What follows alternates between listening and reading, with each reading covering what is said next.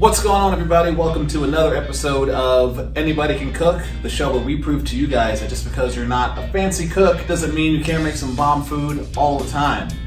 My name is Evan. My name is Joe. And today we made Chicken Tikka Masala. All right, we'd like to give a special shout out to Cafe Delight for giving us this idea. That is right. And please don't forget to both like, subscribe. Yes, because we need you guys to support us so that we can keep supporting you. Yes. All right, let's get to it. Let's do it. Oh, all right, Joe, that was a delicious meal, wasn't it? Oh yeah, I love this stuff. So we just got done making and eating the meal. Evan, what went into making this? Right, so first up we have the chicken marinade. So what you want to do is you want to take the chicken thighs out. Once again, you want to preemptively cut up everything you need to cut up beforehand. We take the chicken thighs, you cut them up, and then you put them in a bowl, and you throw in plain yogurt, and then you throw in a bunch of spices, right? So you want to throw in your turmeric, you want to throw in your coriander, you want to throw in your cumin, chili powder, garlic, and ginger. Once all those are in there, you want to take your hands and mix it all together. You want to make a nice marinade. Once all it's mixed together, you want to leave it for at least 10 minutes, it says, is the minimum. 10 minutes plus, so we can put it in there all day if you want, but we had it in there for around 30 minutes, so we got everything else ready. Once that's ready, you want to move on to the cooking of the chicken if you want to take care of that. All right, so once you are good to go after your marinade has set for however long you want it to, it's pretty simple. What we did is we used a, what is it? We didn't use a pan, but we used like a pot.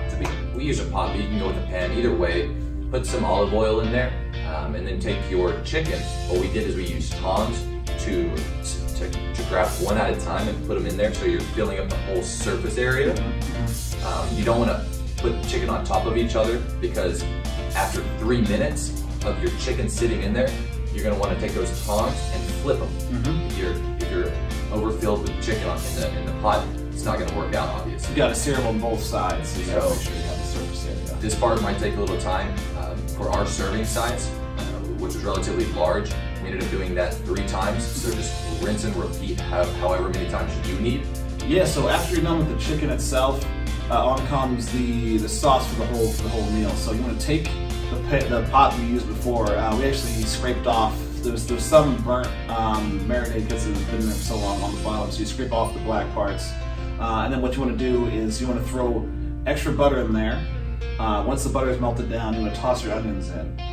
Let the onions cook in there for about 3-ish minutes until they become sort of soft, and then you want to throw in the extra spices. So you throw in some more garlic, some more ginger, let that cook, and then you want to start throwing in the chili powder, the coriander, the turmeric, just all those flavors into the onions, and you will immediately start to smell it as soon as that happens. They get nice. The flavor is abundant. Yes, they love their spices. They get nice and flavorful, right? So then what you want to do is, after it's cooked for about a minute and the aroma is just too powerful to stand, you take the tomato paste and you pour that in there on top. Once that's in there, you want to just render that down. You just want to turn the heat down to the lower setting and just cook it for about 10 to 15 minutes. What you want to happen is you want the sauce to look like a reddish brown color. And you want it to be a really thick sauce. Almost like a paste. After that's cooked for 10 to 15 minutes, then you're good to add in the evaporated milk. We actually use this heavy whipping cream or evaporated milk, depending on which one you prefer. You pour that in there, and that's when you start to stir that in. That's when the actual sauce starts to turn orange, as is the staple of the chicken tikka masala. You want to throw the milk in there, and you want to throw the sugar in there at the same time.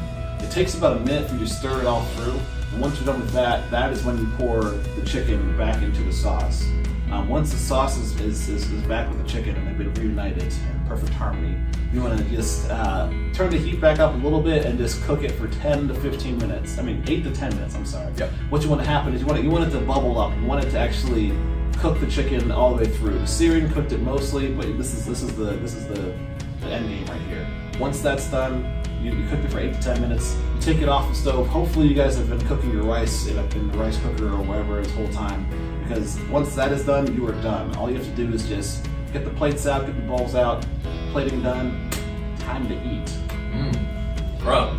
All right, so After every episode, we go over the same 3 things. As always, the first being the taste. How did it taste? So, Joseph, on a scale of 0 to 10, 0 being absolutely disgusting, never ever having this meal again, 10 being I want this every single chance that I can get.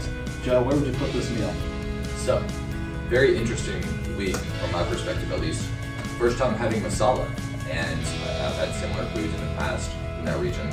Curry, for example, really liked that. So I had a positive mindset going into it, and I like it. I like it a lot. I'm going to give it a very solid 7.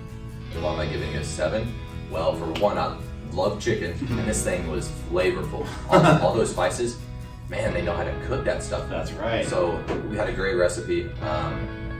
That like sweet and spicy mix was amazing. Like you take a bite of it and you know it tastes sweet for half a second, then it tastes spicy, and just goes back and forth. The aftertaste is always amazing. You just want to eat more and more of it. So absolutely agree. It was amazing. It was fun to make. I've had this many times, but I never realized how much work went into actually making the meal. So it was definitely interesting. So next would be how difficult was this to make?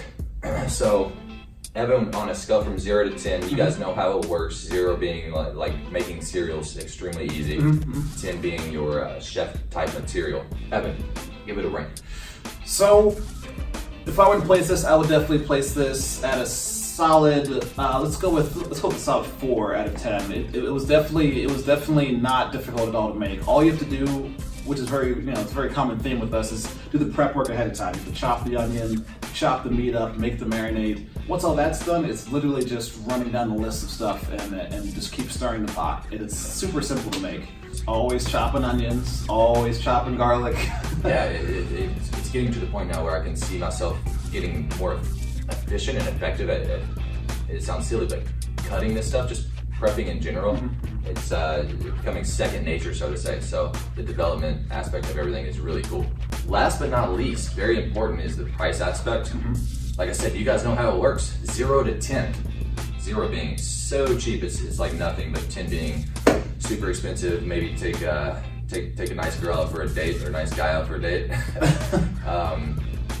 Evan, 0 to 10. 0 to 10. All right. So as far as the cost goes, so we actually once again ran into the problem where we needed to purchase spices. We don't have the most robust spice cabinet, but we are currently building that up. So every time we do have to do this, we don't have to do it again for a long time, right? Yep. So, but this time we did need to buy more spices. So in a vacuum of us not including the spices, I would give it a solid 4 out of 10, maybe even a 3 out of 10. And then outside of that, with including the spices, it would definitely be like a 6 out of 10. So with the spices, it cost us about $42 for this whole meal. But the spices took up $17 out of that whole meal, so out of the whole cost. So that's a big chunk of it right there. All right, that is our show. We are Anybody Can Cook, the show where we prove to you guys that just because you're not a fancy chef doesn't mean you can't make some awesome food. This was our exotic week, and up next we have a special secret week. Joe can't go into any details, but it revolves around Joe. No surprises. We're just going to leave it at that. Stay tuned. Yes, sir. My name is Evan. My name is Joe. And we will see you folks next time. Later, everyone.